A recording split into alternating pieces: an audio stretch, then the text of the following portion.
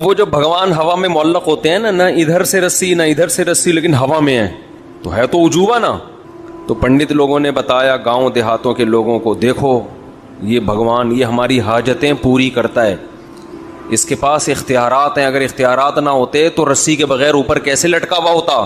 Colourful قسم کے پنڈت صاحب ہیں، انہوں نے بیان کیا کہ گائے دن میں بھی آکسیجن دیتی ہے، اور یعنی گائے ہماری ماں کیوں ہے، دن میں بھی آکسیجن دیتی ہے اور رات میں بھی، اور بہت سارے دلائل یہ ثابت کرنے کے لیے کہ گائے کیا ہے، ماں ہے. اسی طرح میں نے یہ کہا نا کہ بھگوان ہوا میں معلق ہوتا ہے، یہ دیکھ رہے ہیں، یہ نہیں دیکھ رہے کہ اس کے سامنے صبح دودھ رکھا تھا، شام کو ویسے کا ویسے ہی اٹھا لیا. تو یہ سوال پنڈت جی سے پوچھا گیا تو انہوں نے فرمایا کہ جیسے خوشبو جب ہم سونگھتے ہیں تو گلاب کے پھول کا ویٹ کم نہیں ہوتا، لیکن اس سے ہم فائدہ پورا اٹھا رہے ہیں، تو ایسے ہی بھگوان جو ہے وہ دودھ پراٹھے انڈے جو بھی رکھو اس سے فائدہ اٹھا لیتا ہے، لیکن وہ انڈے کم بولتے کیوں نہیں بھائی، نہیں ہوتے. ان کی رپورٹ ہے. یہ پہلے مذہبی رہنماؤں نے لوگوں کو یوں سمجھیں کہ ہائی جیک کیا ہوا تھا، محدود پیمانے پر لوگ محدود لوگوں کی بات سنتے تھے، آپ ان کی کھوپڑی میں جو اتار. وہ جو بھگوان ہوا میں معلق ہوتے ہیں نا، نہ ادھر سے رسی نہ ادھر سے رسی، لیکن ہوا میں ہے تو عجوبہ نا. تو پنڈت لوگوں نے بتایا گاؤں دیہاتوں کے لوگوں کو، دیکھو یہ بھگوان یہ ہماری حاجتیں پوری کرتا ہے، اس کے پاس اختیارات ہیں، اگر اختیارات نہ ہوتے تو رسی کے بغیر اوپر کیسے لٹکا ہوا ہوتا. کلرفل قسم کے پنڈت صاحب ہیں، انہوں نے بیان کیا کہ گائے دن میں بھی آکسیجن دیتی ہے، اور یعنی گائے ہماری ماں کیوں ہے، دن میں بھی آکسیجن دیتی ہے اور رات میں بھی، اور بہت سارے دلائل یہ ثابت کرنے کے لیے کہ گائے کیا ہے، ماں ہے. اسی طرح میں نے یہ کہا نا کہ بھگوان ہوا میں معلق ہوتا ہے، یہ دیکھ رہے ہیں، یہ نہیں دیکھ رہے کہ اس کے سامنے صبح دودھ رکھا تھا، شام کو ویسے کا ویسے ہی اٹھا لیا.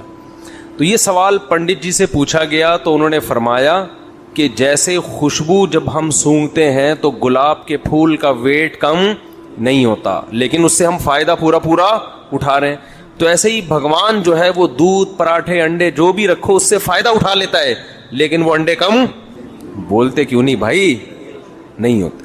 ان کی رپورٹ ہے. یہ پہلے مذہبی رہنماؤں نے لوگوں کو یوں سمجھیں کہ ہائی جیک کیا ہوا تھا، محدود پیمانے پر لوگ محدود لوگوں کی بات سنتے تھے، آپ ان کی کھوپڑی میں جو اتار دیں.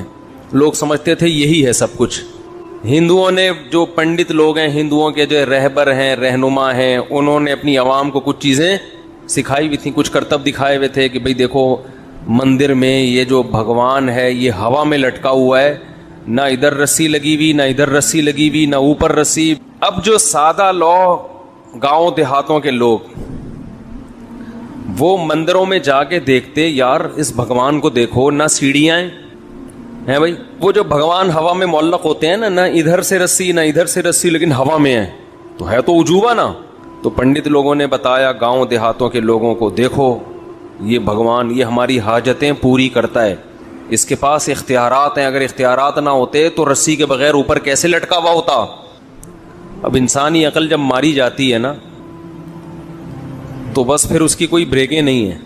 لوگ یہ نہیں دیکھ رہے کہ بھائی، اچھا لوگ یہ دیکھتے ہیں یار واقعی یار ہم تو نہیں لٹک سکتے، یہ پتھر کی مورتی لٹکی ہوئی ہے، اس کا مطلب کچھ تو ہے، اس کا مطلب کچھ تو ہے. اب اس سے مرادیں مانگ رہے ہیں، منتیں مانگ رہے ہیں، دودھ اس کے سامنے لا کے رکھ رہے ہیں، شام کو اٹھا کے واپس لے جا رہے ہیں. صحیح ہے نا. بھگوان ہلنے کا نام ٹس سے مس نہیں ہو رہا. یہ نہیں دیکھ رہے، یہ دیکھ رہے ہیں کہ اوپر لٹکا کیسے. اب یوٹیوب، سوشل میڈیا، ہر چیز اتنی عام ہو گئی ہے کہ کسی نے ایک مندر میں بھگوان کو پکڑ لیا کہ بھائی وہ میگنیٹ لگا ہوا ہے، بھگوان کے اندر کیا ہے، لوہا ہے، تو میگنیٹ سے کیا کیا ہوا ہے، وہ قابو کیا ہوا ہے نا. میگنیٹ چاروں طرف مقناطیسی لہریں ہوں تو وہ ایسے ایڈجسٹ ہو جاتی ہیں. آپ کو پتا ہے جاپان میں جو ٹرین ہے نا 500 کلومیٹر پر آور چلتی ہے، جاپان اور فرانس میں ہے نا، نیٹ پہ سرچ کریں آ جائے گی، وہ ٹریک سے اٹھ کے چلتی ہے. سمجھ رہے ہو.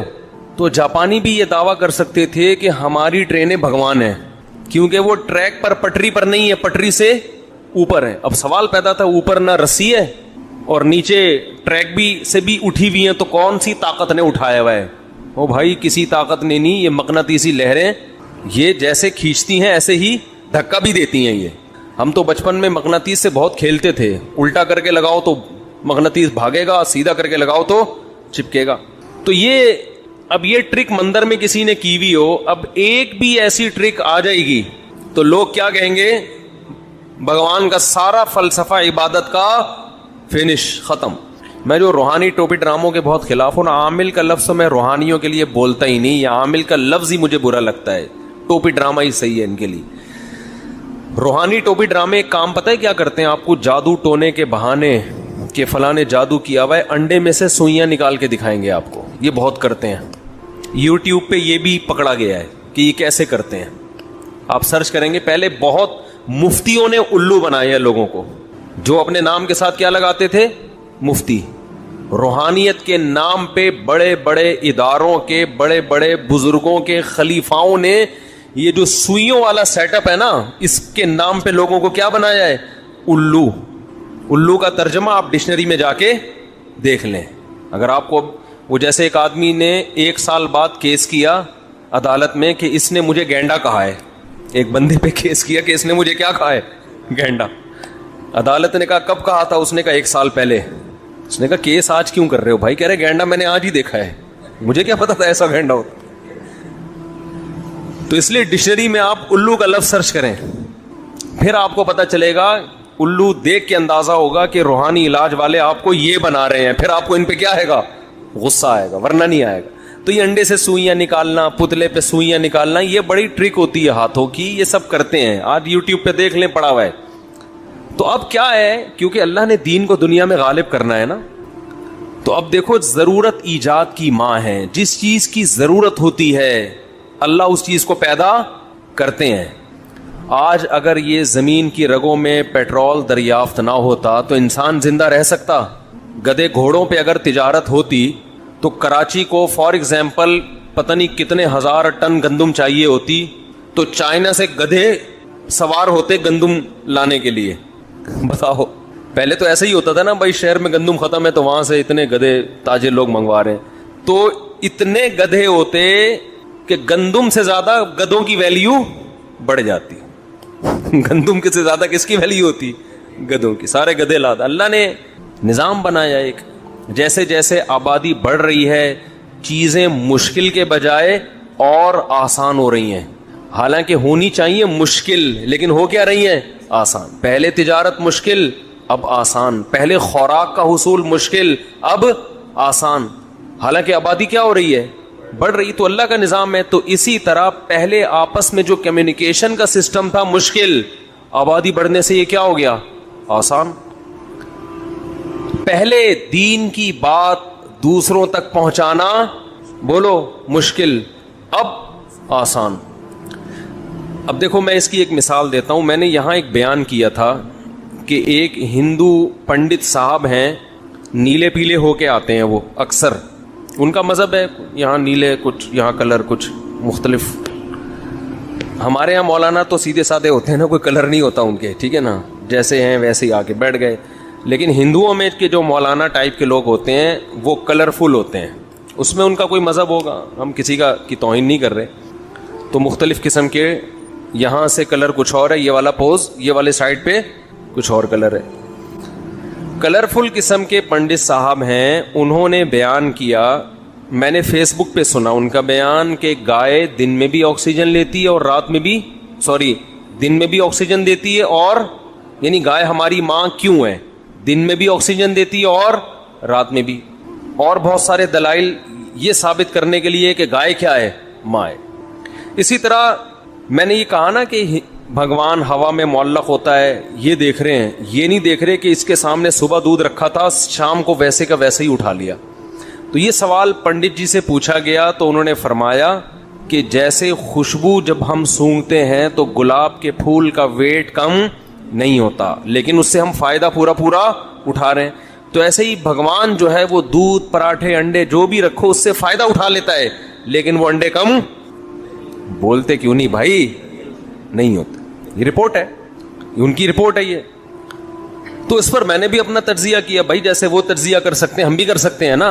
یوٹیوب آزاد ہے, فیس بک آزاد ہے, جو بھی, بشرطے کہ وہ وائلنس ہی نہ پھیلا رہا ہو, کوئی مار دھاڑ کی باتیں نہ کر رہا ہو. تو وہ تو ہم نہیں کر رہے, ہم تو ان کا نظریہ پیش کیا پھر اپنا نظریہ پیش کر رہے ہیں کہ بھئی سوال یہ پیدا ہوتا ہے کہ بھگوان صبح سے لے کے رات تک سونگتا ہی کیوں ہے؟ اس کو کھانے پینے سے کس چیز نے روکا ہے؟ ایک دفعہ ہماری خاطر ایک نوالا لے لے اس میں سے, ہم خوش ہو جائیں گے. چلو بھگوان تھوڑا سا تو ہلتا ہے نا. اور اگر سونگ نہیں ہے تو پنڈت جی نے جو مثال دی تھی نا گلاب کے پھول کی, وہ پھول اٹھا کے سونگ کے دکھایا تھا. بھگوان اتنا ہی کر لے کہ اٹھا کے روٹی سونگ کے واپس رکھ لے. وہ تو سونگتا بھی نہیں ہے, بیٹھا ہوا ہے بالکل, میں یعنی ادب کے دائرے میں بیٹھا ہوا ہے, ہلنے کا نام بولو نہیں. یہ تمہاری حاجات کیسے پوری کرے گا؟ قرآن کیا کہہ رہا ہے؟ یا ایھا الناس ضرب مثل فاستمعوا لہ. ہمارے حضرت جب یہ آیت تلاوت کرتے تھے نا, ایسے جوش میں ان کی آواز اونچی ہو جاتی تھی اور فرماتے تھے مجھے وجد آ رہا ہے. جوش آتا تھا حضرت کو اس آیت. ایک دفعہ حضرت کا بیان ہم لوگ لکھا کرتے تھے, تو یہ والی آیت جب ہم لکھ رہے تھے تو لکھ کے حضرت کو دکھائی. حضرت نے اس آیت کی تصحیح کریکشن کروائی نا کہ یہ یوں ہے. تو کریکشن کے وقت تو انسان کا لہجہ سیدھا سادہ ہوتا ہے نا, یعنی اس وقت تو بیان بھی نہیں کر رہا, اس آیت کی تلاوت بھی مقصد نہیں ہے. جیسے کوئی آدمی پڑھ رہا ہے قل هو اللہ احد کو غلط پڑھے تو آپ اس کو سمجھاؤ کہ بھائی قل هو اللہ احد ہے, قل هو اللہ وحد نہیں ہے, ایسے بتاؤ گے نا, اس میں جوش تھوڑی آئے گا آپ کو. لیکن حضرت اس آیت کی کریکشن کروا رہے تھے اور اونچی آواز ہو گئی, ٹھیک ہے نا, یا ایھا الناس ضرب مثل فاستمعوا لہ, ایک دم جوش میں آ گئے. ہم نے کہا یہ لکھوا رہے ہیں یا کہ تقریر کر رہے ہیں؟ پھر فرمانے لگے جب یہ آیت پڑھتا ہوں تو مجھے اتنا جوش آتا ہے کہ چیخنے کا دل کرتا ہے یہ ایسی مزیدار. یا ایھا الناس, اے لوگو. دیکھو قرآن کی مثالوں میں سب سے مزیدار بات پتہ ہے کیا ہے؟ بلکہ پورے قرآن میں فطرت کو اپیل کرتا ہے. کوئی پیچیدہ باتیں بولتے کیوں نہیں, دو اور دو چار کی طرح قرآن نے لا کے نا حق اور باطل کو بیان کر دی ایسے. تبھی تو ہمیں یہ ایتھیس ویتھیس کی جو تقریر ہے نا یہ لطیفے لگتے ہیں. بتا رہا تھا کہ میڈیا کیا ہو گیا ہے, بہت تیز ہو گیا. اب کوئی ہندو پنڈت صاحب یا کوئی پادری صاحب کسی کو کچھ بھی, یا کوئی گاؤں میں بیٹھ کے لوگوں کو کوئی بھی مذہبی, چاہے وہ مسلمانوں میں ہی ہو, وہ الو اگر بنا رہے تو اس کے خلاف بھی آپ کو دلائل یوٹیوب پہ مل جائیں گے. تو مجھے توقع نہیں تھی کہ میں ایک ایسے ہی نارمل مجلس میں بیٹھ کر ایک بات کروں گا, پنڈت کے دودھ کی رپورٹ پیش کروں گا, خوشبو گلاب کا پیش کروں گا, اور وہ ویڈیو وائرل ہو کے پنڈت جی کی تقریر کے ساتھ میری تقریر مارکیٹ میں چل رہی ہے. وہ پنڈت جی کی جو بھی تقریر دیکھے گا کہ بھائی بھگوان صاحب خوشبو لیتے ہیں, ڈائریکٹ پراٹھا نہیں کھاتے. یہ مفتی طارق مسعود ہے, صبح 2 پراٹھے کھا جاتا ہے. ہمارے بھگوان کو 2 پراٹھے کھانے کی ضرورت نہیں ہے. بھگوان تو وہ ہوتا ہے جو صرف پراٹھے کو سونگے اور طاقت مفتی طارق مسعود سے زیادہ آ جائے اس کے اندر, ورنہ بھگوان میں مفتی صاحب نے فرق کیا ہو گیا؟ بھگوان اٹ از کالڈ بھگوان. اب چونکہ حضرت مفتی صاحب کی اس میں توہین تھی احقر کی, ٹھیک ہے نا, تو حقر نے اس کا جواب دیا ہے کہ بھائی بھگوان سونگنے پر اکتفا کیوں کرتا ہے, اور اگر سونگنا ہے تو اٹھا کے سونگ کیوں نہیں رہا؟ پڑا ہوا ہے 1000 سال کے بعد بھی جدھر کو دیکھ رہا ہے نا, 1000 سال کے بعد بھی ادھر ہی دیکھتا ہوا نظر آئے. کچھ بھی کر لو بھگوان کے ساتھ, نہ ادھر منہ گھمائے گا نہ ادھر منہ گھمائے گا. اب مجھے یہ توقع نہیں تھی, خود انڈیا والوں نے یہ کام کیا, ادھر وہ پنڈت جی کی تقریر ڈسٹیمپر کے ساتھ اور ادھر ہماری تقریر. تو اب کیا ہے, دنیا تیز ہو گئی ہے. اب جو سیکھ حق تک پہنچنا چاہے گا نا اس کے لیے حق تک پہنچنا کیا ہو گیا, آسان.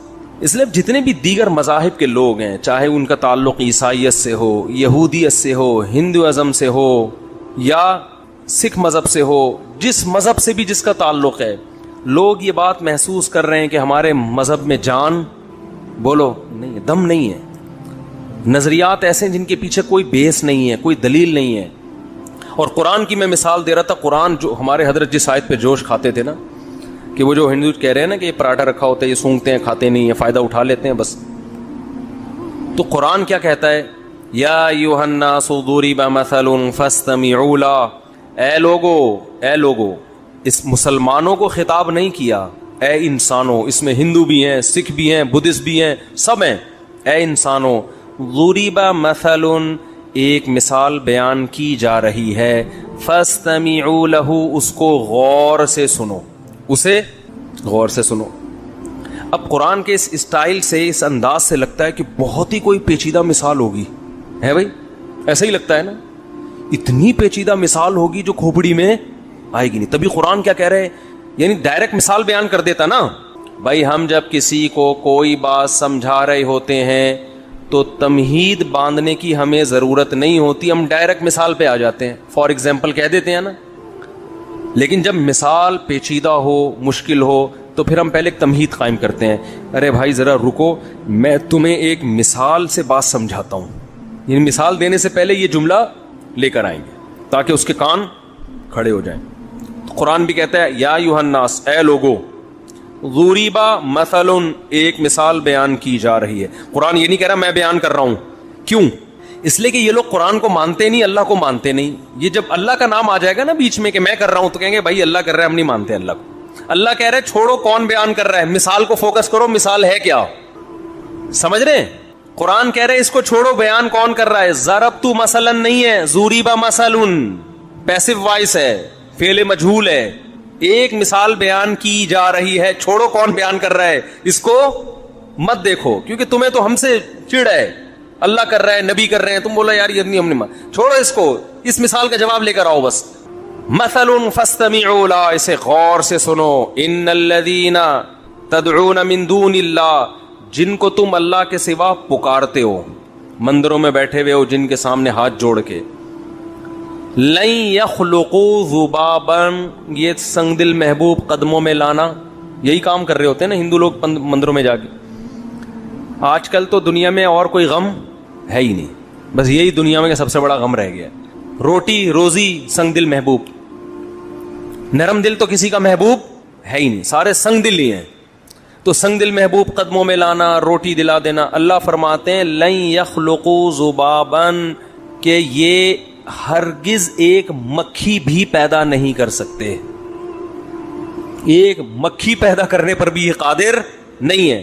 آگے فرمایا وَإِن يَسْلُبْهُمُ الذُّبَابُ شَيْئًا، یہ جو بھگوان پراٹھوں کی خوشبو سونگ رہا ہے نا، یہاں بیٹھ کے خوشبو سونگ رہا ہے، اور تم سمجھتے ہو اس میں اتنی انرجی آ جاتی ہے کہ تمہاری بگڑی بنائے گا. یہ تمہارے مسائل کہاں سے حل کرے گا؟ یہ جو مٹھائی اس کے سامنے تم نے رکھی ہے، مکھی اگر اس مٹھائی میں سے کچھ لے کے اڑ جائے تو یہ مکھی سے وہ مٹھائی چھڑوا نہیں سکتی. جو بھگوان مکھی سے مٹھائی نہ چھڑا سکے، وہ جیل سے، پولیس سے تمہارا قیدی کہاں سے چھڑائے گا؟ وہ اس لیے بھی جا رہے ہوتے ہیں ہمارا بھائی جیل میں چلا گیا ہے، پولیس والوں سے بھگوان ہمارے بھائی کو بولو بچا لو. کانسیپٹ ہے بھائی، ہم کسی کا، ہمارا ایک نظریہ ہم اس کو پیش کر رہے ہیں نا، قرآن کی آیت ہے یہ. فاستمعوا له وضعف الطالب والمطلوب، فرمایا جو عبادت کرنے والا وہ بھی کمزور، جس کی جا رہی ہے وہ بھی کمزور، دونوں کمزور ہیں، مسائل حل نہیں ہوں گے. مسئلے حل ہوتے ہیں کمزور جب طاقتور سے رابطہ کرتا ہے. اس پہ جو یہاں تک تو ہندوؤں کا مسئلہ حل ہو گیا، اس پہ لبرل لوگ آگے آ جاتے ہیں، کہتے ہیں اچھا وہ لبرل لوگ جو ہے نا، جو ایتھیسٹ قسم کے، جو لبرلزم میں انتہا کو پہنچے ہوئے، وہ پھر یہاں کے مسئلہ کھڑا کرتے ہیں، کہتے ہیں جو اعتراض ہندوؤں پہ ہوتا ہے، ہندوؤں کے بھگوان پہ، وہی اعتراض ہمیں مسلمانوں کے بولو خدا پر بھی ہوتا ہے. آپ کہہ رہے ہو کہ دونوں کمزور، دونوں بگڑی نہیں بناتے، تو تمہارا خدا کون سا تمہاری مدد کرتا ہے؟ خدا کو بولو یہ کر دے، کرے گا؟ ہے بھائی؟ ابے کیا ہو گیا؟ وہ کہتے ہیں اچھا ٹھیک ہے، پھر تم خدا سے بولو نا یہ کر دے، یہ کر دے، یوں کر دے، فلاں کا تو ہو رہا ہوتا ہے. ایک ایتھیسٹ نے اعتراض کیا ہے کہ وہ کمنٹس میں کیا ہوا تھا کہ میں تو خدا سے کہہ رہا ہوں کہ اگر تو ہے تو مجھ پہ آسمانی بجلی گرا دے، معاذ اللہ. تو وہ تو کوئی نہیں گرا رہا، وہ تو اس کا مطلب جیسے ہندوؤں کے بھگوان غلط ہیں، وہ کچھ نہیں کر سکتے، معاذ اللہ جو اصل خدا ہے جس کو مسلمان کہتے ہیں وہ بھی نہیں ہے. سمجھ میں آ رہی ہے بات کہ نہیں آ رہی ہے؟ اس کا جواب یہ ہے کہ ہم جس خدا کے ماننے والے ہیں نا، وہ بہت کچھ کر کے دکھا چکا ہے، اسے اپنے ثبوت کے لیے مزید کچھ دکھانے کی ضرورت نہیں ہے. یہ جتنا کچھ ہوا ہوا ہے نا، یہ کس نے کیا ہے؟ اس نے کیا ہے. اگر وہ اس طرح سے کرنا شروع کر دے کہ ایتھیسٹ نے کہا کہ آسمان سے بجلی گرے اور گر کے مر جائے، آزمائش ختم، یہ تو مشاہدے والا ایمان ہے. یہ تو پھر دلائل اور پیغمبروں کی اور دلائل کے تانے بانے ملانے کی ضرورت ہی نہیں ہے. آپ نے کہا اللہ مجھے روٹی چاہیے، روٹی آ گئی سامنے. پھر یہ میں ممبر پہ کیوں بیٹھا ہوں یہاں پہ؟ پیغمبر کیوں آ رہے ہیں؟ قرآن کیوں نازل ہو رہا ہے؟ یہ تو پھر سارے ایمان لے آئیں گے. تبھی قرآن کیا کہتا ہے؟ جب ہم اپنی بڑی نشانی دکھاتے ہیں تو پھر ایمان قبول نہیں کرتے. جو نشانیاں ہیں انہی کو دیکھ کر ایمان لے کر آؤ. اس کی دلیل کہ یہ کام خدا کرتا ہے. دیکھو جب کوئی کام ہوتا ہے تو کام ہونے والا، کام کرنے والا اگر دو ہیں، دیکھو ایک کام دنیا میں ہوا، کہیں بھی ہوا، مثال کے طور پر ایک گڑھا کھدا ہوا ہے، یہ کام ہے نا. آپ کہیں گئے جنگل میں، آپ نے دیکھا کہ گڑھا کھدا ہوا ہے، اور آپ کو پتا یہاں جنگل میں دو ہی تھے، دو آدمی تھے، تیسرا کوئی یہاں پر 100 سال سے نہیں آیا، یہ کبھی آیا ہی نہیں ہے. اب دو میں سے ایک پانی پینے گیا ہوا ہے، وہ آپ کو نظر نہیں آ رہا. ایک موجود ہے، تو آپ نے اس موجود سے پوچھا یہ گڑھا تم نے کھودا ہے؟ وہ کہے نہیں. تو اس کا مطلب کس نے کھودا ہے؟ جو آپ کی نظروں سے اوجھل ہے، اس متعین ہو جاتا ہے کہ اسی نے کھودا ہے. اس کے لیے پھر اس سے براہ راست رابطے کی ضرورت بھی نہیں رہتی.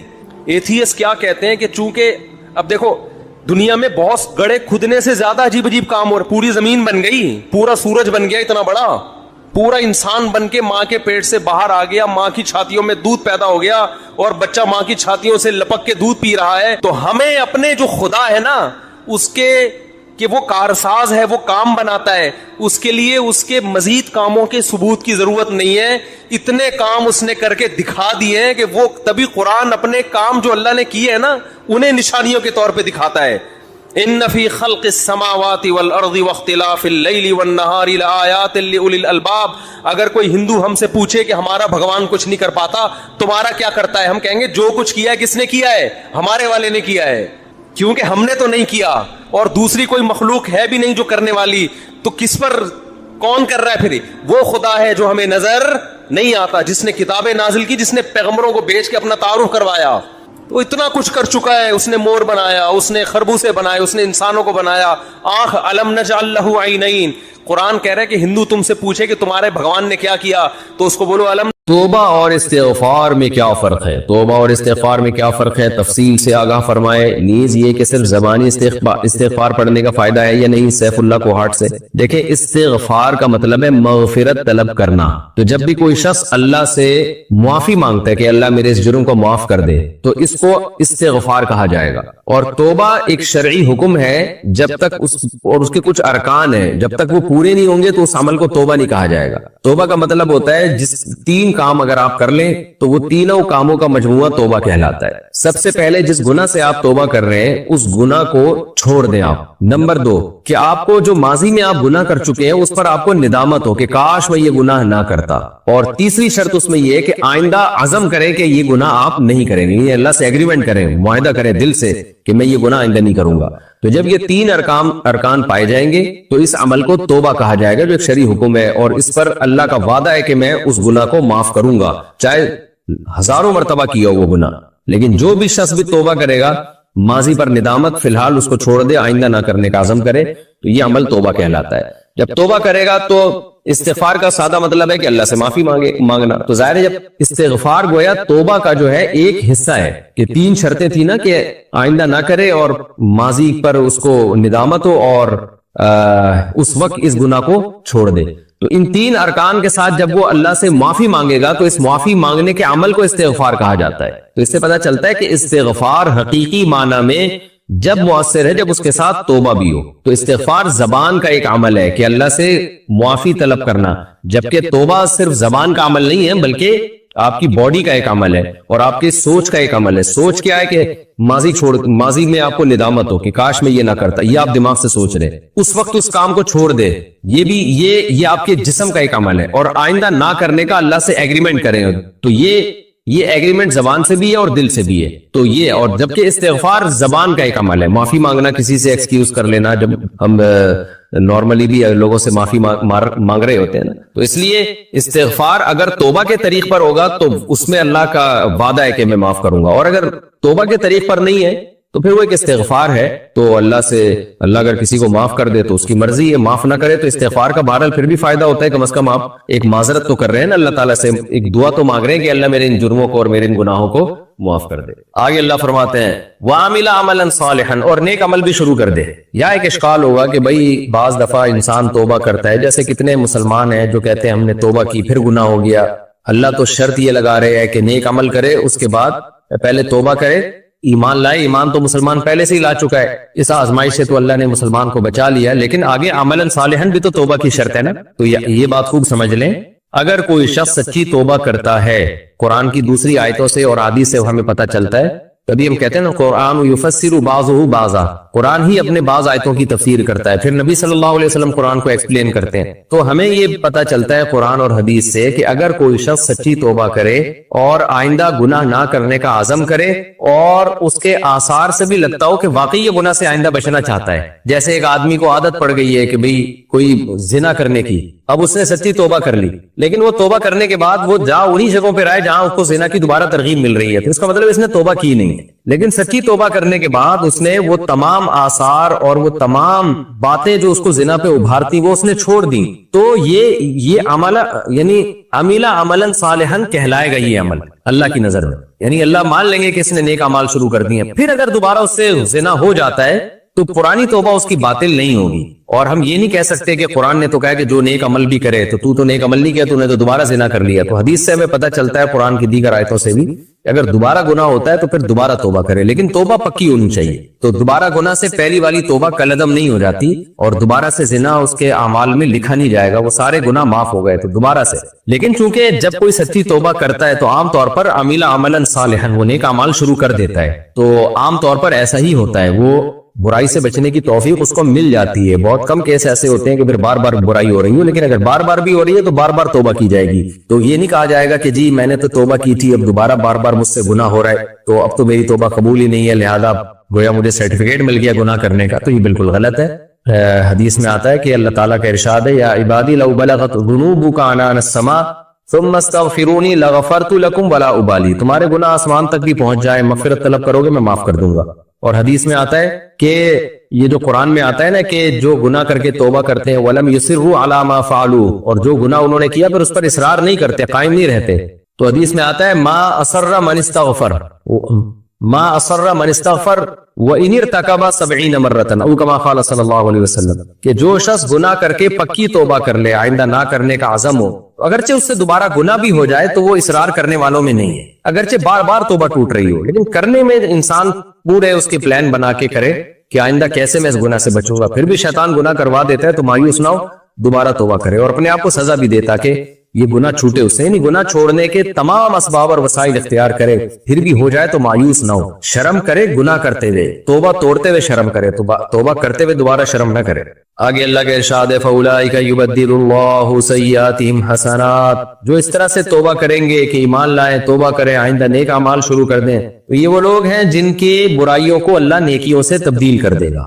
اس آیت کی بھی دو تفسیریں کی گئی ہیں. ایک تفسیر تو یہ ہے کہ اتنی اچھی توبہ کوئی کر لیتا ہے، بعض دفعہ ایمان بھی لے آیا، اچھی توبہ بھی کر لی، کہ جتنے اس سے گناہ ہوئے تھے، جو زنا ہوا، چوری ہوئی، تو اللہ ان گناہوں کو نیکیوں سے بدل دے گا، یعنی وہ گناہ کے بدلے میں نیکیاں ڈال دے گا. یہ بھی ایک تفسیر ہے، لیکن یہ مرجو ہے، راجح تفسیر یہ نہیں ہے، اور بظاہر قرآن اور اسلام کے مزاج کے بھی خلاف معلوم ہوتی ہے. اس سے تو یہ ہوگا کہ لوگ کیا کہیں گے کہ اچھا ٹھیک ٹھاک گناہ کر لو دبا کے، بعد میں سچی توبہ کر لیں گے تاکہ یہ گناہ بھی نیکیاں بن جائے. لیکن جو قرآن کے سیاق و سباق سے اور جو راجح تفسیر ہے وہ یہ ہے کہ یبدل اللہ سیئاتہم حسنات، اللہ بدلے میں دے دے گا ان کو، برائیوں کے بدلے میں نیکیاں دے دے گا. کیا مطلب؟ جو سچی توبہ کرتا ہے نا، بعض دفعہ انسان گناہوں میں اتنا آگے نکل جاتا ہے کہ وہ کہتے ہیں اب میں نے پکی توبہ کر بھی لی تو مجھے اتنی عادت پڑ چکی ہے اب میں نیکیوں کے راستے پہ نہیں آ سکتا، میں اب ٹھیک نہیں ہو سکتا. تو اللہ امید دلا رہے ہیں کہ جو گناہوں کے دلدل میں پھنس چکا ہو، جب وہ پکی سچی توبہ کرے گا، اور کافر اگر ایمان بھی لے آئے گا تو اللہ اب اس کو برائیوں کے بدلے میں نیکیوں کی توفیق دے دیں گے، اور اس کی بری زندگی نیکی سے بدل جائے گی، برائیاں نیکیوں سے تبدیل ہو جائیں گی. کیا مطلب؟ برائیاں چھوڑنا شروع کر دے گا اور اس کے بدلے میں زندگی میں نیکی آنا شروع ہو جائیں گی. یہ مطلب ہے قرآن کی آیت کا، کہ ہم کہتے ہیں نا یار اس کی تو زندگیوں میں نشہ نکل گیا، اس کے بدلے میں اس کی زندگی سے شراب نکل گئی اور شہد آ گیا، تو شراب کے بدلے میں شہد مل گیا اس کو. اس کی شراب تو شہد سے تبدیل ہو گئی ہے، اس کی چوریاں تو صدقات و خیرات سے تبدیل ہو گئی ہیں. پہلے تو لوگوں کا مال لیتا تھا، اب الٹا دے رہا ہے. اس کی چوریاں تبدیل ہو چکی ہیں صدقات و خیرات سے، اس کا جھوٹ تبدیل ہو چکا ہے سچ سے، اس کی بزدلی تبدیل ہو گئی ہے بہادری سے، اس کی کنجوسی تبدیل ہو گئی ہے سخاوت سے، قطع رحمی تبدیل ہو گئی ہے قطع رحمی ایک گناہ ہے نا, یہ گناہ تبدیل ہو گیا ایک نیکی سے, وہ نیکی ہے صلہ رحمی. ماں باپ کے ساتھ بدسلوکی ایک برائی تھی, وہ تبدیل ہو گئی ہے حسن سلوک سے. تو کیا مطلب یہ ساری برائیاں نیکیوں سے چینج ہو رہی ہیں, کیا مطلب ان کے بدلے میں نیکیوں کی توفیق مل رہی ہے. اس لیے اللہ کہتے ہیں اولئک یبدل اللہ سیئاتہم حسنات, یہ وہ لوگ ہیں جن کی برائیوں کو اللہ نیکیوں سے چینج کر دے گا. یہ جتنے برے تھے اتنے ہی اچھے بن جائیں گے. تو کیسی زبردست آیت ہے یہ, اور صحابہ کی زندگی میں تو ہمیں یہ نظر آتا ہے کیسے کیسے جرائم ہوا کرتے تھے ان لوگوں سے زمانے جاہلیت میں. جب وہ ایمان لے کر آئے تو کیسے منبع خیر اور خیر کا سرچشمہ بن گئے. کہا جاتا ہے حضرت عمر رضی اللہ تعالی عنہ نے ایسے زمانے جاہلیت میں سخت دل تھے کہ روایات میں ہے کہ مردہ اپنی جو بچی کو زندہ دفن کرنے والوں میں ان کا نام آتا ہے. کیسے سخت دل, لیکن اسلام لانے کے بعد کیسے نرم دل اور انسانیت پر کیسا رحم کہ خلیفہ بننے کے بعد راشن کا بورا جو ہے اپنی کمر پہ رکھ کے گھوم رہے ہیں اور تقسیم کرنے کے لیے کوئی ضرورت مند نظر آئے تو میں اس کو دوں. اور کیوں ڈر لگ رہا ہے کہ اگر کوئی میری سلطنت میں بھوکا سویا تو قیامت کے دن اللہ مجھ سے سوال کرے گا. تو یہ رحم کا جذبہ لوگوں کا آپ کے دل کے اندر پیدا ہوا. ایک عورت کہہ رہی ہے, بوڑھی عورت نے حضرت عمر کو رات کو نا حضرت عمر کو ڈانٹنا شروع کیا. اس کو نہیں پتا تھا امیر المومنین نہیں ہے, سوری ان کو معلوم تھا حضرت عمر ہے. حضرت خولہ رضی اللہ تعالیٰ عنہ اتنا ڈانٹا حضرت عمر کو. حضرت عمر اس بوڑھی عورت کی ڈانٹ سنتے رہے تحمل کے ساتھ. خادم نے اس عورت کو کہا کہ چپ ہو جا, امیر المومنین ہے, تو کیوں ان کو اتنا کہہ رہی ہے. تو حضرت عمر نے فرمایا تم خاموش رہو, یہ وہ عورت ہے جس قد سمع اللہ قول التی تجادلک فی زوجہا, اس کی آواز تو اللہ نے 7 آسمانوں میں سنی. وہ جو زہار والی آیتیں ہیں نا کہ ان کے شوہر نے کہہ دیا تھا انتی علیہ کا زہری امی, تو اللہ نے آسمان سے آیتیں نازل کی ان کے حق میں. کہا ان کی یہ تو وہ ہے جس کی آواز اللہ نے آسمانوں سے سنی ہے, تو عمر اس کی آواز کیوں نہیں سنے گا بھائی, عمر اس کی بات کیوں نہیں سنے گا. پھر فرمایا اگر یہ فجر تک بھی نصیحت کرتی میں کھڑا رہتا. یہ جذبہ پیدا ہو گیا. یہ ہے یبدل اللہ سیئاتہم حسنات وکان اللہ غفورا رحیما, کیونکہ اللہ مغفرت کرنے والا اور رحم کرنے والا ہے. تو یہ کام اللہ اس لیے کرے گا, معاف تو اس لیے کر دے گا گناہوں کو. یعنی ایک اشکال ہوتا ہے نا کہ اللہ اتنے بڑے بڑے جرائم کیے, ابھی تو اتنے غضب میں تھا, اتنی دھمکیاں دے رہا تھا, جو قتل کرے گا زنا کرے گا جہنم میں ڈال دوں گا ہمیشہ کے لیے, اتنا غضب. اور ایک طرف تو اللہ کی تلوار چلا رہا ہے, اللہ من تاب و آمن و عمل صالحا, جو توبہ کر لے نیک عمل کرے تو میں اس کو جناب اس کو تو اچھی زندگی دے دوں گا. تو اتنے بڑے جرم میں اتنا, جیسے ہم کہتے ہیں نا بھائی آپ نے تو فوراً یو ٹرن لے لیا ہے. پہلے والے انداز سے تو لگ رہا تھا اس کی تو ایسی کی تیسی ہو جائے گی, دوسرے انداز سے لگ رہا ہے کہ اس نے تو گویا کچھ کیا ہی نہیں ہے, کوئی جرم ہی نہیں کیا, بس ذرا سی توبہ کی آپ نے معاف کر دیا اس کو. اس کا اللہ نے جواب دیا کان اللہ غفور رحیم. جہاں اللہ کی صفت انتقام ہے وہاں اللہ کی صفت مغفرت بھی ہے, وہ بڑا معاف کرنے والا. پھر اللہ چل تو معاف کر دیتا نا, یہ کیوں کہہ رہا ہے اس کو میں نیک اعمال کی توفیق دوں گا اور برائیاں نیکیوں سے بدل جائیں گی. تو اس کا اللہ نے جواب دیا رحیمہ, وہ رحم کرنے والا بھی ہے. وہ دیکھتا ہے کہ جب کوئی بندہ میری طرف آنا چاہتا ہے تو میں اسے بڑھ کے اپنی طرف لاتا ہوں, کچھ وہ کرتا ہے کچھ میں اس کو توفیق دیتا ہوں. تو اس کی زندگی سے لگے گا کہ یہ تو چینج ہو ہی نہیں سکتا, لیکن میری توفیق شامل حال ہوگی اور اس کو بالکل 180 ڈگری پہ میں گھما دوں گا اور ایسا بنا دوں گا کہ تم سوچ بھی نہیں سکتے کہ اس کی پہلے کی زندگی کیسی تھی اور آج یہ کیسی ہے. تو ایسا یہ ہے رحمت کا اظہار. اور پھر اللہ نے اسی اشکال کا دوبارہ جواب دیا وَمَن تَابَ وَعَمِلَ صَالِحًا. یہ دیکھو تمہیں اس پر تو اشکال ہو رہا ہے کہ ایک طرف زنا اور کفر پہ اور قتل نفس میں یہ دھمکیاں دے رہا ہوں اور دوسری طرف میں بشارتیں سنا رہا ہوں جو توبہ کرے گا. تو ایک وجہ جواب تو میں نے دے دیا کہ میں غفور بھی ہوں رحیم بھی. دوسرا جواب بھی سنو کہ اس نے بھی تو کوئی چھوٹا کام نہیں کیا نا, اس نے توبہ کرنے کے لیے دروازہ کس کا کھٹکھٹایا ہے, اس نے میرا دروازہ کھٹکھٹایا ہے, اللہ کا دروازہ کھٹکھٹایا ہے. تو جو بھکاری چھوٹے موٹے سیٹ کے پاس جائے تو چھوٹا موٹا سیٹ تو چونی اٹھنی پکڑا کے اس کو رخصت کر دے گا, لیکن کوئی بھکاری کسی بہت بڑے دولت مند کے پاس جائے جو بڑا جواد اور کریم ہو, جب بھیک کا دروازہ اس کا کھٹکھٹائے گا تو وہ تھوڑا بہت کرم نہیں کرتا, وہ اپنی شان کے مطابق کرم کرتا ہے. تو یہ ایسے ہی ہے نا کہ آپ کسی کے پاس گئے چندہ مانگنے کے لیے, اسے تھوڑے سے پیسے پکڑا دی, آپ نکل کے آئے. اور آپ کسی بڑے سیٹ کے پاس گئے, اس نے اتنی رقم پکڑا دی, آپ کہیں یار یہ تو میں نے مانگی نہیں تھی. تو وہ جواب میں کیا کہتا ہے, بھائی تم آئے کس کے پاس ہو, یہاں آنا نہیں تھا, آئے ہو تو پھر میں یہ دیکھو پھر دروازہ تم نے کس کا کھٹکھٹایا. یہاں بھی اللہ یہ انداز اختیار کرتے ہیں. فرمایا وَمَن تَابَ وَعَمِلَ صَالِحًا, دیکھو جو توبہ کر لے اور آج نہ نیک اعمال شروع کر دے, فَإِنَّهُ يَتُوبُ إِلَى اللَّهِ مَتَابًا, تو اس نے تو رجوع کیا اللہ کی طرف رجوع کرنا. اس نے رجوع کس کی طرف کیا, اللہ کی طرف کیا ہے نا, کہ انسانوں سے بڑی معافی مانگ رہا ہے, مجھ سے مانگ رہا ہے. تو جو میری انتقام کی صفت اگر بہت بڑی ہے اور میری عذاب کی صفت بہت بڑی ہے, میں عذاب بہت سخت دیتا ہوں, تو پھر میری رحمت اور میری سخاوت بھی بہت بڑی ہے. تو بڑے سے بڑے جرم کو اپنے سامنے آنسو بہانے سے میں معاف کر دیتا ہوں. تم رجوع اس نے میری طرف کیا ہے, اس لیے ان چیزوں پہ تمہیں اشکال نہیں ہونا چاہیے کہ اللہ اس کو نیکیوں کی توفیق کیوں دے رہا ہے اور اس کی زندگی کو تبدیل کیوں کر رہا ہے اور توبہ کے ذریعے اتنے بڑے بڑے جرموں کو معاف کیوں کر رہا ہے. آگے اللہ پھر نیک لوگوں کی صفات شروع کر دیتے. تو بیچ میں ایک مضمون آ گیا نا قرآن کا, فرمایا والذین لا یشہدون الزور, یہ جو جنتی ہیں جن کی صفات میں بیان کر رہا ہوں کہ جو زنا نہیں کرتے اور قتل نہیں کرتے انسانی جان کو, ان میں ایک صفت یہ بھی ہے لا یشہدون الزور, یہ جھوٹی اور بری محفلوں میں شرکت نہیں کرتے. بری محفلیں جوے کی, سٹے کی, گانے بجانے کی, غیبتوں کی, اور جو ٹھٹھے مار رہے ہوتے ہیں لوگ بیٹھ کے روڈوں پہ, اور جیسے ہوتا ہے بالکل آوارہ گردی قسم کے. تو زور, زور اصل میں جھوٹ کو کہتے ہیں, لیکن جھوٹ چونکہ انسان کو برا لگتا ہے تو ہر بری چیز کو بھی زور کہا جاتا ہے. تو ایسی بری جگہوں پہ حاضر نہیں ہوتے. وَإِذَا مَرُّوا بِاللَّغْوِ, اور کبھی لغویات کے قریب سے گزرنا پڑ جائے. لغویات بھی وہ لغویات جو نہ دنیا کا فائدہ نہ آخرت کا فائدہ. تو اور لغو جس درجے کا ہوگا گناہ بھی اسی درجے کا ہوگا. کچھ لغویات ایسی ہیں کہ جس میں گناہ تو نہیں ہے لیکن نہ دنیا کا فائدہ نہ آخرت کا فائدہ. تو ان لغویات کو اختیار کرنا یا وہاں بیٹھ کے ٹائم ضائع کرنا گناہ تو نہیں ہے لیکن بے برکتی کا ذریعہ ہے. اور اگر وہ لغویات ایسی ہے جو آخرت کے لیے نقصان دہ ہے, جیسے گانے بجانے کی محفلیں ہیں, سینما گھر میں فلمیں ہیں, ناچ گانے کی محفلیں جو آج کل شادیوں میں ناچ رہے ہیں نا لوگ, تو یہ وہ لغویات, یہ بھی لغویات ہے لیکن یہ وہ لغویات ہے جو حرام ہے. تو اب اللہ تعالیٰ چونکہ اعلیٰ درجے کے مومنین کا ذکر کر رہے ہیں, اس لیے ہر طرح کے لغویات کا اللہ نے ذکر کیا کہ وہ اذا مروا باللغو, جب یہ کسی لغو بات کے قریب سے گزرتے ہیں, کوئی محفل ہو, کہیں گانے بجانے ہو, کہیں فضول کام ہو رہا ہو, فضول باتیں ہو رہی ہو, تو مرو کرامہ, یہ عزت کے ساتھ گزر جاتے ہیں. یہ کنایا ہے اس بات سے کہ اس کی طرف توجہ نہیں کرتے, ان پہ اثر ہی نہیں ہوتا کہ یہ کیا ہو رہا ہے. آپ نے دیکھا ہوگا نا کہیں گانے بجانے کو اسٹیج شو چل رہا ہے تو کچھ لوگ بیٹھنا نہیں چاہتے لیکن گزر کے دیکھتے ضرور ہیں کہ دیکھیں کیا ہو رہا ہے, تھوڑا انجوائے کرتے ہیں اور تھوڑا تھرکتے ہیں ان کے ساتھ. لیکن اللہ کہتے ہیں جو ایمان والے لوگ ہیں نا وہ عزت کے ساتھ گزر جاتے ہیں, وہ ایسی فضول چیزوں میں دلچسپی نہیں لیتے. تو اس میں بھی اللہ نے یعنی مفسرین نے یہ گانے بجانے کی محفلوں کو اور یہ جوئے سٹے جو آج کل اسنوکر کلبوں میں لڑکے کھیل رہے ہوتے ہیں, کہہ کے لگا رہے ہوتے ہیں, تو اکثر اسنوکر کلبوں میں جوئے اور سٹے چل رہے ہوتے ہیں, تو اس قسم کی تمام مجالس سے اجتناب کرتے ہیں. غیبتوں کی محفل, ایسی مجلسیں جہاں اسلام اور اسلام والوں کا مذاق اڑایا جا رہا ہو, نہ دین کا فائدہ نہ دنیا کا فائدہ, جو بے برکتی کا ذریعہ ہیں وہ والی تمام محفلیں اس میں داخل ہیں. امریکہ میں ایک مولانا صاحب تھے, 15 سال پہلے بیوی کو ڈیورس دی تھی انہوں نے, میاں بیوی میں علیحدگی ہو گئی. 15 سال کے بعد ان کی بیگم نے کہیں کیس کیا, 15 سال پرانا.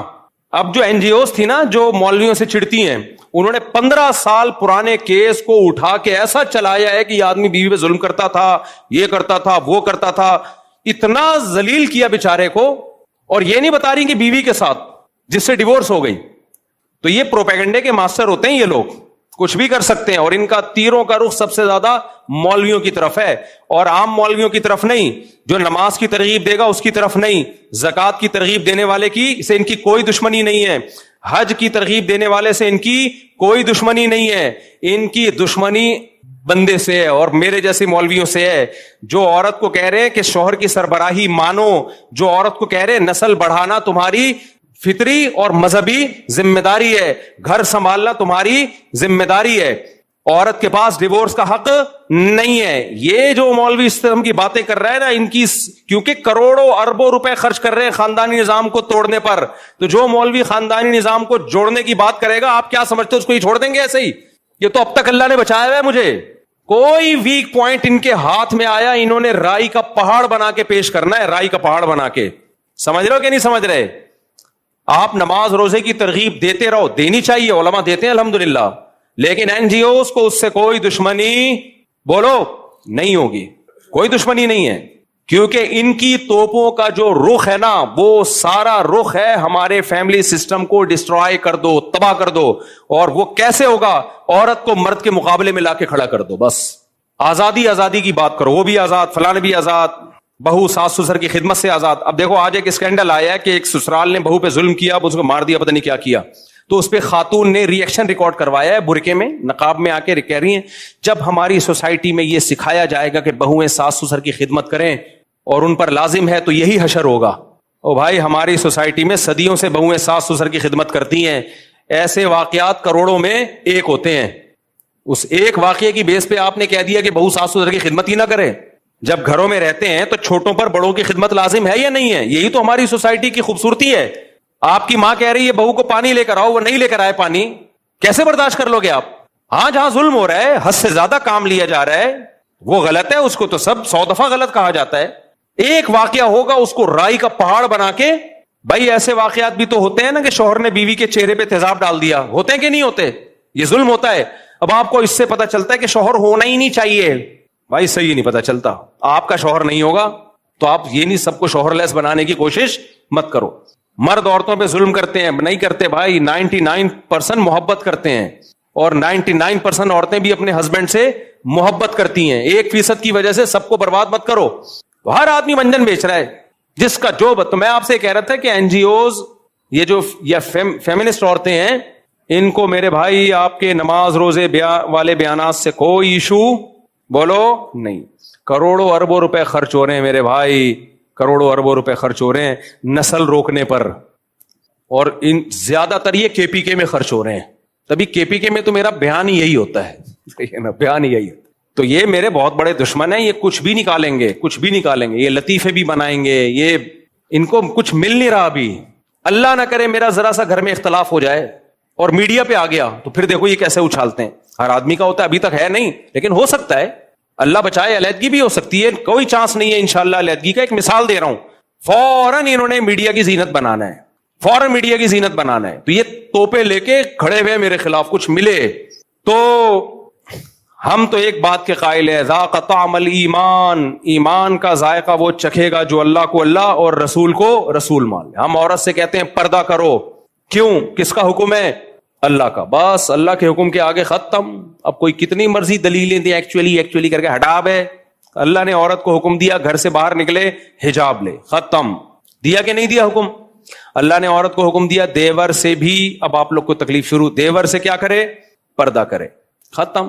اب ساس کہہ رہی ہے کہ نہیں ایکچولی ہمارے گھر کا ماحول خراب ہو رہا ہے, وہ منہ ادھر کر کے بیٹھی ہوئی ہے. بھائی جو بھی ہو رہا ہے آپ کے گھر کا ماحول, اللہ کا حکم ہے. بھابھی دیور سے منہ سے یعنی بول کیوں نہیں رہے, کیا کرے گی؟ پردہ کرے گی. آپ کو سالی سے فری ہونے کی اجازت نہیں ہے. میں پنجاب میں تھا تو ایک صاحب نے کہا کہ وہ مولوی صاحب جو ہے وہ ایک صاحب ہیں اپنی سالی کو لے کے آ رہے ہیں سفر میں. سالی, میں نے کہا سوالی وہ مولوی صاحب ہو کے سالی کو لے کے آ رہے ہیں, تو جائز نہیں ہے. کہہ رہے ہیں نہیں ایکچولی کو مولوی صاحب بھی شریف آدمی, ان کی سالی بھی. میں نے کہا بھائی شریف کی کیا بات ہے, آپ غیر محرم کے ساتھ سفر کر ہی نہیں سکتے, ختم. تو یہ تو لبرل لوگوں کی باتیں, آنکھیں صاف ستھری ہیں اور ہمارے دل صاف ہیں اور ہم گندی سوچ کے, تمہاری باتیں. ہمیں جب اللہ رسول نے کہہ دیا یہ محرم یہ نامحرم, ہمارے لیے سوچنے کا آپشن بولو. انگریزوں نے نا یہ لبرل ہوتے ہوتے پتہ کہاں چلے گئے, اتنا آگے چلے گئے ہیں کہ بیگم صاحبہ جمشید سے سلام دعا ہے, اچھی ٹائٹ قسم کی سلام دعا ہے, وہ اس کو بھی کچھ نہیں کہہ سکتا. انگریزوں کا جمشید کی بات کر رہا ہوں بھائی, یہاں والے جمشید کی نہیں. جمشید ایک کیریکٹر ہے, تو ان کے ہاں یہ کہ میری سوچ ٹھیک نہیں ہے, میری سوچ اچھی ہے. بھائی سوچ ووچ کی ایسی کی تیسی. محرم نامحرم کی تقسیم کس نے کی ہے بولو؟ اللہ نے. لوگ آتے ہیں میرے پاس, ابا مجھ سے تمیز سے بات نہیں کرتے, ابا یہ کرتے ہیں, ابا وہ کرتے ہیں, میں کیا کروں؟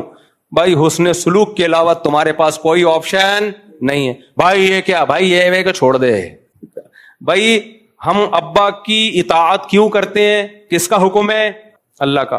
ابھی ایک نیا مسئلہ بھی مارکیٹ میں آیا کہ اسلام میں والدین کی اطاعت کا حکم نہیں ہے, حسن سلوک کا حکم ہے. یہ نہیں لائے ہو بھائی مارکیٹ میں, بس کر دو یار, لوگ پہلے ہی پاگل ہو گئے ہیں. ابھی دیکھو ایک ڈاکٹر صاحب نے کہا چاولوں میں دہی ڈال کے نہیں کھاؤ, ان کا کلپ بہت چل رہا ہے, لوگ باولے ہو گئے. میں بھی حیران گیا یار, دہی سے آج سے تو. پھر دوسرے ڈاکٹر نے رد کیا کہ کھاؤ. تو اب کیا کریں, کھائیں کہ نہیں کھائیں, ڈاکٹروں کے پھڈے. تو کسی نے بتایا وہ جنہوں نے کہا دہی ڈال کے نہیں کھاؤ وہ ڈاکٹر نہیں ہے, واللہ عالم, یا ان کا ٹاپک ہے. میں تو کھا رہا ہوں بھائی, ہم تو دہی ڈال کے, ہو سکتا ہے کچھ لوگوں کو نقصان ہوتا ہو, واللہ عالم. خیر, تو قوم پہلے ہی دین پہ نہیں آ رہی ہے, اوٹ پٹانگ چیزیں سوسائٹی میں. لوگ کہاں ماں باپ کی اطاعت کر رہے ہیں, آپ ان کو اور زیادہ باغی بنا رہے ہو, اور باغی بنا رہے ہو آپ ان کو. لوگ تو چھوڑ رہے ہیں اس زمانے میں والدین کی اطاعت. تو میرے بھائی, میرے اور آپ کے پاس اللہ نے آپشن ختم کر دیا. جب اللہ نے کہہ دیا یہ کرو, تو اب ہمارے پاس کیوں کا آپشن بولو ہے ہی نہیں. ختم. سکون کی زندگی ہے یا نہیں ہے؟ دیکھو میں ایک مثال دے کے بس بیان ختم کرتا ہوں. ہمارے بڑے استاذ تھے, ان کو وہ کسی بات کا آرڈر کرتے تھے تو چھوٹے استاذ فوراً پورا کر لیتے تھے. ہم نے کہا آپ یہ کیوں کر رہے ہیں؟ انہوں نے کہا میں یہ دیکھتا ہی نہیں آرڈر صحیح ہے غلط ہے, بس ناجائز نہ ہو, بڑے کا ہے کر لو. تو ہمیں شریعت نے حکم کیا دے دیا؟ ماں باپ کی اطاعت جائز چیزوں میں, لازم ہو گئی ہمارے اوپر, اور اللہ نے حکم دے دیا نماز پڑھو. اب جو سوچتے ہیں نا وہ کہتے ہیں ایکچولی آج تھکاوٹ ہے, ایکچولی یہ نہیں ہے, سفر میں تو یوں. بھائی سفر میں بھی اللہ نے نماز کے احکام بتا دیے کیسے پڑھنی ہے, حضر میں بھی اللہ نے نماز کے احکام بتا دیے, وضو کا طریقہ بھی اللہ نے بتا دیا, روزے کا طریقہ بھی بتا دیا. اب اس میں آپ کے پاس نو کا آپشن نہیں. اسی طرح آخری بات, سچی مچی کی آخری بات, دیکھو کچھ لوگ کہتے ہیں داڑھی کہاں ہونی چاہیے, دل میں. کچھ لوگ کہتے ہیں داڑھی کہاں ہونی چاہیے, دل میں. کچھ کہتے ہیں داڑھی تو سنت ہے, کوئی فرض تھوڑی ہے. کچھ کہتے ہیں اس زمانے کا کلچر تھی داڑھی, اس لیے رکھنے کا حکم تھا. جب ہم اسلام کو مانتے ہیں تو بھائی ہمارے پاس بخاری مسلم کی حدیث ہے, اعف اللحى وقص الشوارب خالف الیہود والنصارى.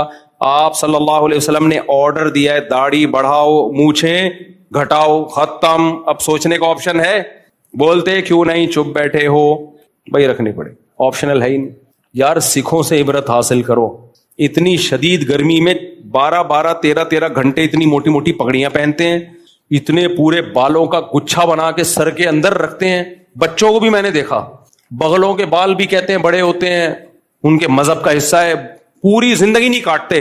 ہمارے مذہب نے کتنی آسانی دے دی, صرف داڑھی بڑھاؤ باقی سارے بال کاٹو. سر کے بال آپشن ہے, رکھنا ہے رکھو, نہیں رکھنا نہیں رکھو. گرمی لگ رہی ہے, اب دیکھو ہمارے یہاں جون جولائی کا الگ سیزن چل رہا ہوتا ہے مردوں کا. جون جولائی میں ریفلیکٹ ہو کے روشنی آ رہی ہوتی ہے, مردوں کی کھوپڑی سے ٹکراتی ہے اور واپس ایک الگ لک آتا ہے. دسمبر میں افریقہ کے گھنے جنگلات, مذہب نے ہمیں اجازت دے دی کہ عورت کو بولا سر کے بال رکھنے پڑیں گے, وہ نہیں کٹا سکتی کیونکہ اس کی زینت ہے. زمانہ جاہلیت میں 2 سال عدت تھی عورت کی, 2 سال, اور اس میں وہ گندگی میں رہتی تھی. شوہر مر جائے نا, مینگنیاں لا کے ڈالتے تھے لوگ, گند میں رہے گی. اسلام نے 2 سال کی عدت کو ختم کر کے 4 مہینے لے کر آیا اسلام. نمبر 2, اس میں گندگی میں رہنے کی اجازت نہیں ہے, صاف ستھری رہے, ہاں زینت اختیار نہ کرے. پھر بعض صحابیات کو اشکال ہوا تو آپ نے فرمایا زمانہ جاہلیت میں تم 2 سال کی عدت ہوتی تھی, اسلام نے تم پہ رحم کیا, 4 مہینے کی رکھ دی. اب یہ بھی نہیں کرو گی کیا؟ حدیث کا مفہوم بیان کر رہا ہوں بھائی. بعض مذہبوں میں تو بال ہی بال ہیں. میں کسی مذہب کا مذاق نہیں اڑا رہا, ان کا کلچر ہوگا, وہ اس کو فالو کر رہے ہیں, ان کو اس پہ فخر ہے, وہ ہمارا کوئی لینا دینا نہیں. لیکن اسلام نے, اگر اسلام کہہ دیتا بال بڑھاؤ, بغلوں کے بھی, مونچھے بھی, سر کے بال بھی, زیر ناف بال بھی, کتنی بڑی ٹینشن ہو جاتی ہمارے لیے. اللہ نے ہمیں حکم دیا بھائی داڑھی مرد کی زینت ہے, داڑھی بڑھاؤ, باقی بالوں کو صفائی کے خلاف ہے, کاٹ دو ان کو. سر کے بال آپشنل, پٹے والے رکھو, چھوٹے رکھو. رزینا قسمت الجباری فینا لنا ٹنڈن وللجہال بالو. اصل میں حضرت علی کا شعر ہے, رزینا قسمت الجباری فینا لنا علم وللجہال مالو, کہ ہم اللہ کی تقسیم پہ راضی ہیں کہ اللہ نے دولت مندوں کو جاہل رکھا, ہم غریبوں کو اللہ نے دین کا علم دیا. حضرت علی مسکین تھے, غریب تھے, علم تھا بہت, تو کہتے ہیں ہم اللہ کی تقسیم پہ راضی ہیں کہ ہمیں علم کی دولت دے دی, مال سے غریب رکھا. آگے وہ وجہ بیان کرتے ہیں فَإِنَّ الْمَالَ يَفْنَى عَنْ قَرِيبٍ وَإِنَّ الْعِلْمَ يَبْقَى لَا يَزَالُ. مال فنا ہو جاتا ہے, علم ہمیشہ باقی. تو ہمارے مدرسے کے طلبہ نے, ہم جب آئے نا تو ٹرینڈ پہ ٹرینڈ چل رہی تھی ہماری. یہ لمبے بال رکھنے کا مجھے شوق نہیں, اپنے بچوں کو نہیں رکھنے دیتا میں, لیکن میں نے احتجاج میں رکھے ہیں. دور حدیث تک ہماری ٹرینڈ کرائی ہے. پھر ہم جب مفتی بننے کے لیے تخصص میں داخلہ لیا تو ہمیں کہا گیا کہ اب آپ اجازت ہے. ایک دن استاذ آئے, انہوں نے بولا کٹا دو, پھر ہم نے ٹرینڈ کروا لی. تو پھر میں نے کہا جب میں مدرسے سے فارغ ہوں گا احتجاج میں بال رکھوں گا, تو یہ احتجاجاً بڑے بال رکھیں. خیر, تو جب مسلسل ٹرینڈ ہو رہی تھی نا ہماری, تو ہمارے ایک طالب علم نے کہا کہ اصل میں تو شعر یہ تھا, رزینا قسمت الجباری فینا لنا علم وللجہال مالو. تو کہتے ہیں ہم اللہ کی تقسیم پہ راضی ہیں, لنا ٹنڈن وللجہال بالو, کہ ہماری ٹنڈ اور جاہلوں کے سر پہ بال. مدرسے کے طلبہ جو علم حاصل کر رہے ہیں ٹنڈ, اور جو علم حاصل نہیں کر رہے بال. آگے تسلی کے لیے اس طالب علم نے کہا فَإِنَّ الْبَالَ يَفْنَى عَنْ قَرِيبٍ, بال ان قریب ختم ہو جاتے ہیں. وَإِنَّ الْٹِنْڈَ يَبْقَى لَا يَزَالُ, ٹنڈ کبھی بھی ختم نہیں. تو اللہ کی رحمت ہے بھائی, ٹنڈ کا آپشن بھی ہے. میں پرسوں جم گیا تو ایک صاحب کی بڑی خوبصورت ٹنڈ چمک رہی تھی, وہ لیٹے ہوئے نا تھائس لگا رہے تھے, تو ان کی ٹنڈ سے پسینہ اور روشنی ریفلیکٹ ہو کے آ رہی تھی. تو سکھوں کے مذہب میں کتنی مشکل ہے, پھر بھی وہ عمل کرتے ہیں. ہمارے دین نے تو بہت آسانی کر دی بھائی, صرف داڑھی کے بال اللہ چاہ رہے ہیں کہ رکھ لو یار, باقی تو حکم دے رہے کٹاؤ, داڑھی کے رکھ لو. سر کے بال آپ کی مرضی ہے, رکھنا ہے رکھو, نہیں رکھنا ہے نہیں رکھو. اتنی آسانی کر دی, وہ نہیں ہو رہی. تو مسلمان کے پاس آپشن نہیں ہے. اب دیکھو میں سکھوں سے پوچھتا ہوں کہ تم کیوں بال رکھتے ہو, وہ کوئی دلیل نہیں دیتے, کہتے ہمارے مذہب کا حکم ہے. یار ہم محمد صلی اللہ علیہ وسلم کے ماننے والے ہیں, ہم سید الانبیاء کی بات نہ مانیں اور ان لبرل لوگوں کی باتوں میں آئیں تو رکھ لو بھائی, اللہ نے حکم دیا ہے تو ہمت کر لو. کیا جا رہا ہے اس میں, کچھ بھی نہیں ہوگا. کیا داڑھی والے جن چڑیل بھوت لگ رہے ہوتے ہیں کیا؟ میں آپ کو کیا لگ رہا ہوں؟ اسی پہ 4 ہوئی ہیں میری, اسی پہ 4 ہوئی ہیں, تو آپ کو بھی مل جائے گا رشتہ انشاءاللہ. ہاں کچھ داڑھی والوں کو پسند نہیں کرتی, ریجیکٹ کر دیتی ہیں, ایسی کی تیسی. ان لبرل انٹیوں سے شادی کر کے تم نے کرنا کیا ہے؟ وہ پھر میں بولوں گا بیچ کے کھا جائیں گی, تو ارشاد بھٹی آئے گا بولے گا آپ نے کیوں بولے بیچ کے کھا جائیں گی, اس لیے میں یہ جملہ بس لے لیتا ہوں. تو اس لیے میرے بھائی مذہبی گھرانوں میں کرو, اللہ تعالیٰ ہدایت دے. خلاصہ یہی نکلا, جب اللہ رسول کا حکم آ جائے بس ہمارے پاس سوچنے کا آپشن نہیں. اللہ عمل کی توفیق عطا فرمائے. وما علینا الا البلاغ. یہ ہمارے شاگرد بھی ملنے کے لیے آیا تو میں نے کہا تھوڑا اس کا تعارف کروا دوں. جامعۃ الرشید کی پروڈکٹ, ذرا اپنا تعارف کرواؤ, کیا کیا پڑھا ہے اس نے. یہ جامعۃ الرشید کی ایک پروڈکٹ